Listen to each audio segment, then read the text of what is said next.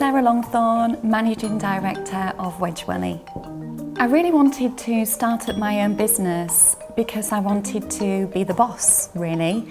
I love making decisions. I like to take a little bit of a risk. And I've got a real good eye for spotting opportunities. And I've always been quite frustrated working for somebody else who's seen an opportunity but not been brave enough to go for it. So for me, starting up my own business was all about being the boss, being the one to make the decisions, being the one to take the risks. The idea to launch Wedge Welly came from a social night out, really. A friend of mine had some tickets for V Festival and she was trying to persuade me to go to the music festival. Now, being a girl who loves heels, there was no way I was going to a music festival and standing in a field of mud for 2 days in flat wellies. So I agreed to go to the music festival, providing I could get some wedge wellies with, well, some wellies with a wedge heel, functional but still fashionable. Believing such a product would exist already, I went to buy some pretty much the next morning to find out that it never existed. Nowhere online, not in any fashion store, not in any garden centre. So I immediately parked the domain name. I thought it was a great idea. I went to the festival in the flat wellies and we did some market research. The first girl we spoke to and we asked her, what would you like to change about your wellies? She said she would love to put a wedge on her welly to make her a little bit taller. So we knew we had a winner and that's why we went into business. Well, it was quite a challenge really because we only had £500 between us. We had this idea to create a product and sell it into a marketplace within none of us had any experience. So what we did is we surrounded ourselves with people who are experts in different fields. And we were able to take the passion, that idea and that £500, turn it into a product and successfully sell it into stores all over the world. So it takes hard work, it takes commitment and a lot of passion, but anything is achievable. So we had the idea to create a Wedge Welly. We actually worked with the university, the Design Enterprise Centre at the university, who helped put us in touch with factories out in the Far East who had expertise to be able to develop such a product. And when we had a product that we really loved and we were really happy with, we actually filed for intellectual property ourselves. So we had a trademark and a design registration, which we registered very simply online within 20 minutes. That's what we spent our £500 on. That was the best money we've ever spent. And at the time, there was lots of government grants and lots of funding available. So we were able to get funding to have our branding developed, a website developed, work with a PR agency to launch the business. And the bank had amazing faith in us. We really did sell our story well with the bank. And they gave us our very first loan for £20,000, which enabled us to ship that first container of wellies into the UK.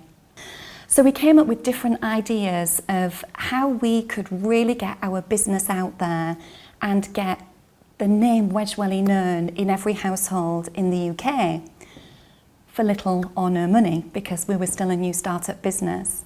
And that's when we came up with the idea to pitch for investment on the reality TV show Dragon's Den. You know, we wanted to be a big business, we didn't have a big budget, but this would give us a really good opportunity to get out there. So we sent off our application. We were successful with our online application. We had a telephone interview. We passed the telephone interview. And then we were invited to the BBC studios over in Manchester. And we had to pitch and run through a fake Dragon's Den. And luckily, the producers loved our product, they loved our business idea, and they thought we would be great for the show. So we got invited to pitch for real on the TV show down in London. And I can remember being stood at the bottom of the stairs and I could see all of the dragons lined up, ready to take the seats. And one of the producers said to us, when I drop my hand, we're filming, walk up the stairs and pitch in front of the dragons. And in that moment of absolute silence, my heart was beating really fast. And I remember thinking, why? What a crazy idea. But luckily we pitched, it went really well, the dragons loved us and we were successful with our investment. So yes, we received that investment 2 years ago now, and Theo has been absolutely amazing to work with. He's very passionate about his investments, he's very challenging, he's a great business partner, he's got a fantastic eye for detail. But one of the great things about being one of Theo's investments is it's not all business. There's actually quite a lot of fun involved. So we get to go to a lot of fun parties, a lot of launch parties. We get to meet a lot of fun people. He opens many doors for us. So it's been a really good move for our business.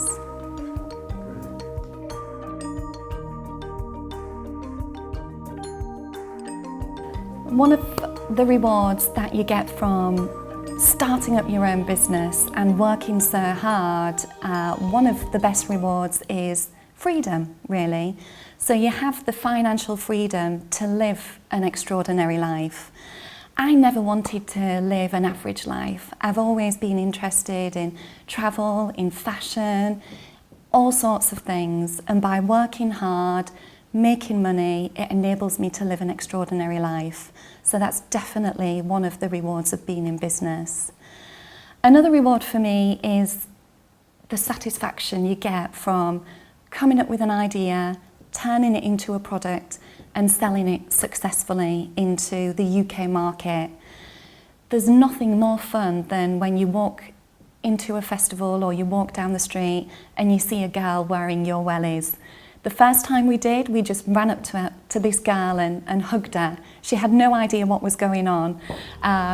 Luckily, we refrain from doing that these days, but, but it really is rewarding when you see your product out there. It's real satisfaction. One of the reasons that I wanted to go into business was so I could be the boss, the decision maker, the one to spot opportunities and take risks. And that's been fantastic because since we launched the business with our brand Wedge Welly, we've then gone on to launch another brand which is Splash by Wedge Welly.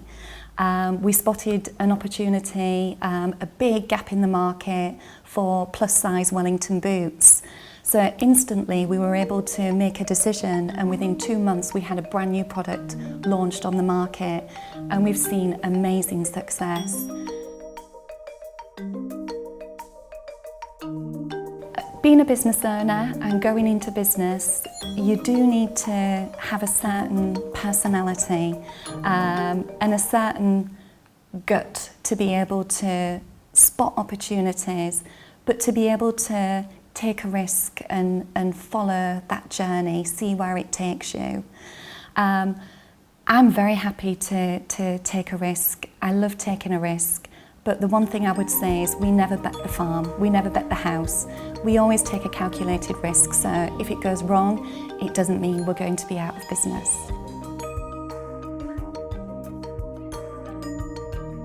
My top tips for the students would be, number one, to be ambitious, dream big. Anything really is possible if you're prepared to work hard. But what I would say is focus on something that you have a real passion for, because when things are not going right or when things are a little bit mundane, that passion is the one thing that will drive you through and help you create something that is successful in the end.